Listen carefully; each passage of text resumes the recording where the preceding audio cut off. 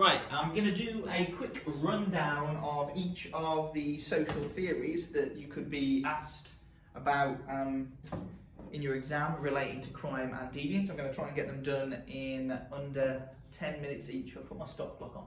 So we'll start with functionalism.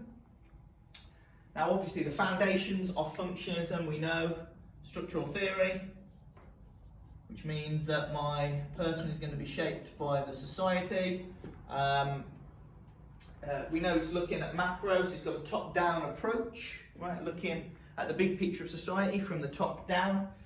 And the important thing, remember, about crime is what they think about official statistics. Now remember, we associate functionalism with a more positivist style of thinking. They like to consider themselves scientific. Their view of the world is obviously a rose-tinted one. Consequently, the official statistics on crime, they are going to very much support and believe that they are accurate. And that is why you will see that today, when we look at the causes of crime will generally relate to groups who the official statistics show are most likely to commit a crime. So, we'll kick off with basically our overview of functionalism. We are familiar with the work of Durkheim and his idea of anomy.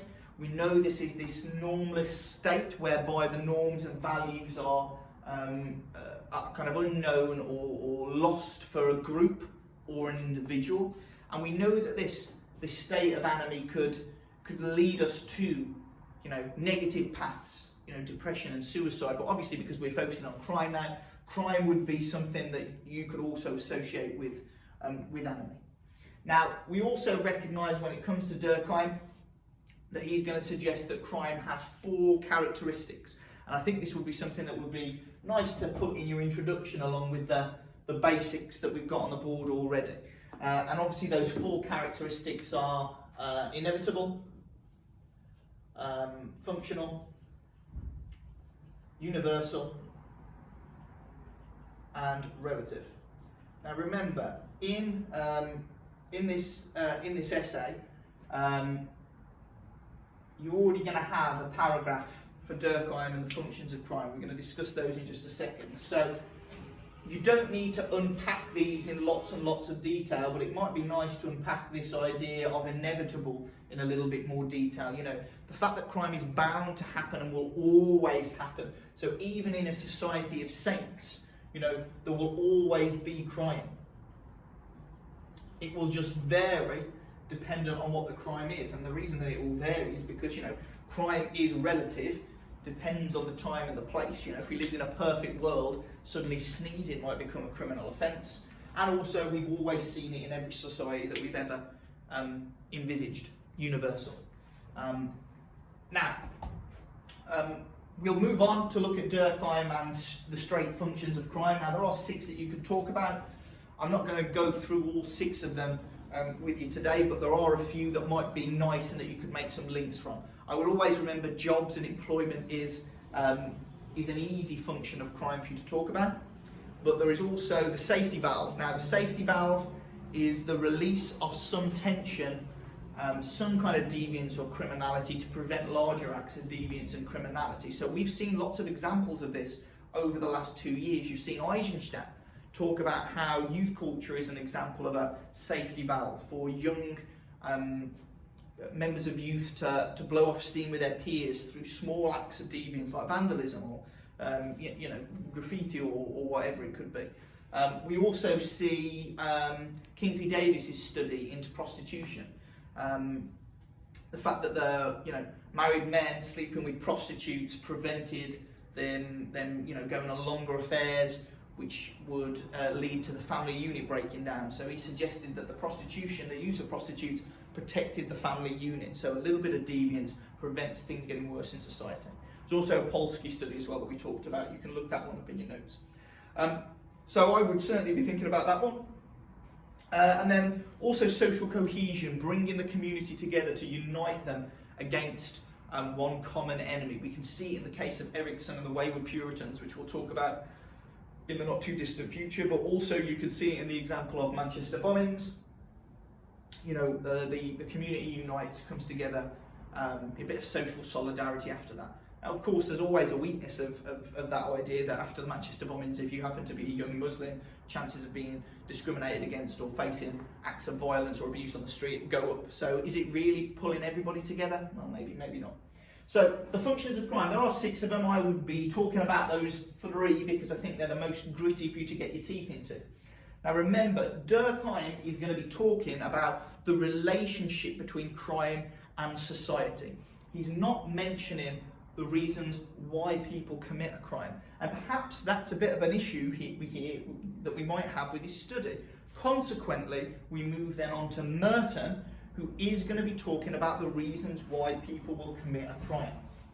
And obviously, the situation for Merton is going to be strain theory. You know, strain will cause crime. The strain is between the means and the goal. The goal in society being obviously the American dream, and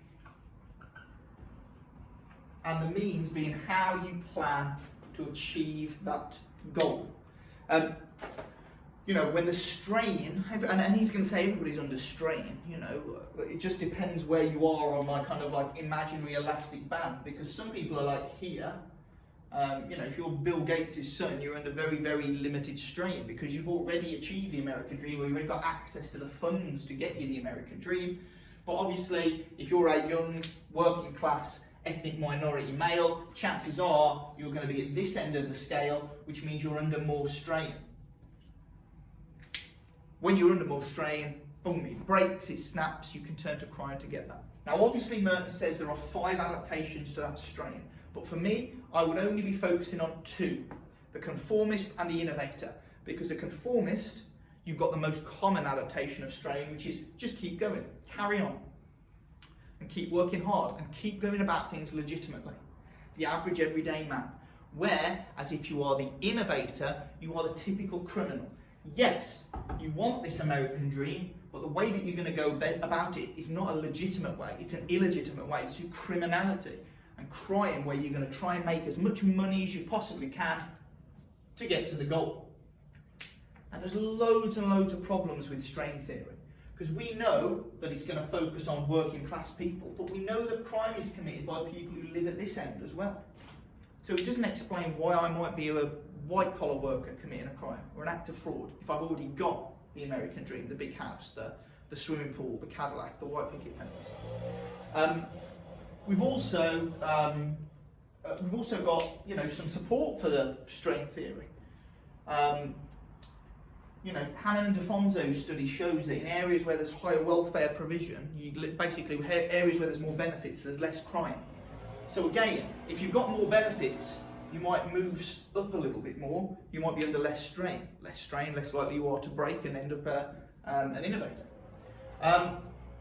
Obviously the issues with Merton are what we're going to talk about when we look at subcultural theory in just a second, is that it doesn't explain crime in groups, and the reason basically for crime, the reason for the strain is going to be a monetary one.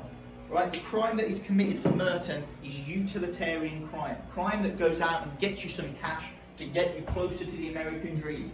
And that can be a problem as well, because we know that not every crime is one that is done for money, so it doesn't really explain that.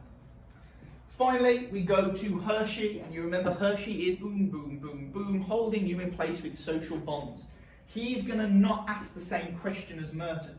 He's not going to say, why do people commit crime, but rather he's going to ask, why don't people commit crime? And obviously the reason for that is that people are held in place by 4 social bonds: commitment, attachment, belief and involvement. Now you will need to know a little bit about those. So as long as you can name them, great, but then pick a couple to really go into some depth about. And Merton would say that in a society, what we tend to do is we tend to promote these bonds. And then that way we have less people in states of anomie where they are adhering to the norms of society. So hence we live in a society that promotes things like marriage, so that you've got attachments around you and you're committed to that institution, that promotes work and hobbies, so that there's involvement within your community. And of course that, you know, in terms of beliefs, that promotes the idea that working hard is good and that meritocracy is good, and that, you know, all of those elements. Now we're almost finished. Our last one is obviously Erikson and the way with Puritans. I'm going to try and cover him in very quick time. If you remember, Erikson's kind of historical sociology, looking back and trying to see the effects of what Durkheim is going to say in terms of the characteristics of crime on the Puritans in, like, Massachusetts and New England and places like that in America when the witch trials start to come about. What he's going to say is that we see evidence of the inevitability of crime when the church, whose power was on the wane, starts to promote the idea that there may be witches and witchcraft among us, which brings all the people back to the church because they're so worried about being accused of being a witch. And then you get this sense of social cohesion again, where the community is uniting against witches and witchcraft, and it thus is strengthening the social solidarity of the church, which at the time is the most important institution. So that covers, in just about 11 minutes, our functionalist overview. You've got your 4 writers there, and probably I would have said they're in that kind of order of importance for me. But note, I was able to use Erikson in with the Durkheim section as well. So that is functionalism. Remember, look at some of the, and before I say this, before I go, when you're looking at evaluation, we've had a few points here, but look at some of the general evaluation points that we know are traditional to functionalism. The very, very basics, the ones a feminist would say, the ones about the fact that all the writers look the same and they've all been writing about the same era.